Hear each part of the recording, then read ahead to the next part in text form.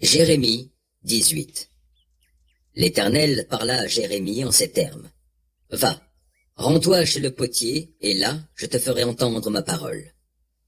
Je me rendis donc chez le potier qui était en train de travailler sur son tour.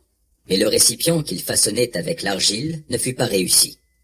Alors le potier en refit un autre, comme il le jugea bon.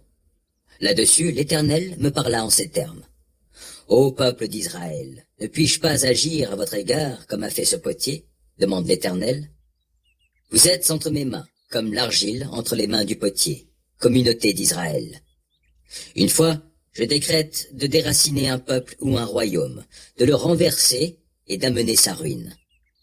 Mais si ce peuple que j'ai menacé cesse de mal agir, je renoncerai à lui envoyer le malheur que j'avais projeté contre lui.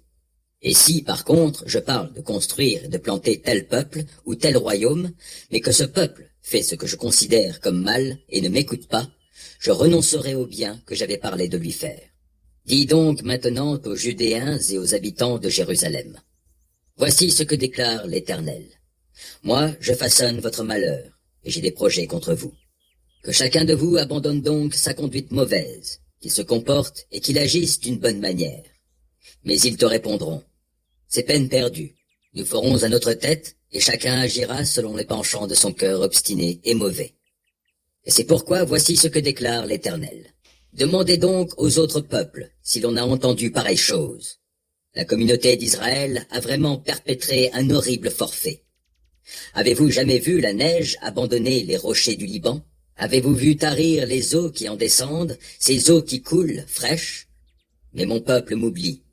Il offre des parfums à des faux dieux, qui, sur sa route, le font chanceler, et qui lui font quitter les chemins de toujours pour marcher sur des sentiers et des routes qui ne sont pas frayées.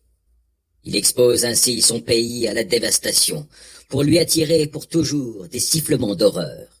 Quiconque y passera en sera atterré et hochera la tête. Comme le vent d'Orient, je les disperserai devant leurs ennemis. Au jour de leur désastre, je leur présenterai mon dos et non ma face. Alors certains se mirent à dire, « Allons, formons un plan contre ce Jérémie. On trouvera toujours des prêtres pour enseigner la loi, des sages pour nous donner des conseils, ainsi que des prophètes pour proclamer une parole. Venez, attaquons-le avec des calomnies, et ne prêtons plus attention à tout ce qu'il nous dit. Mais toi, ô Éternel, prête-moi attention. Écoute ce que disent ces gens qui me cherchent querelle. Rendront-ils le mal pour le bien? Ils creusent une fosse pour m'y faire tomber.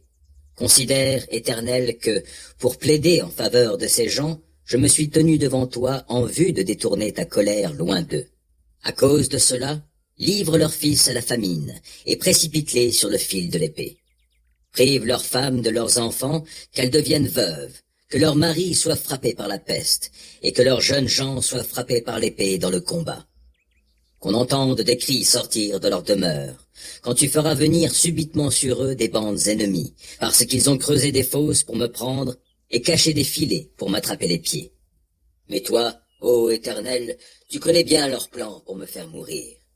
Ne pardonne pas leurs forfaits, n'efface pas leurs fautes, ne l'oublie pas, qu'ils soient terrassés devant toi. Au temps où ta colère éclate, agis contre eux.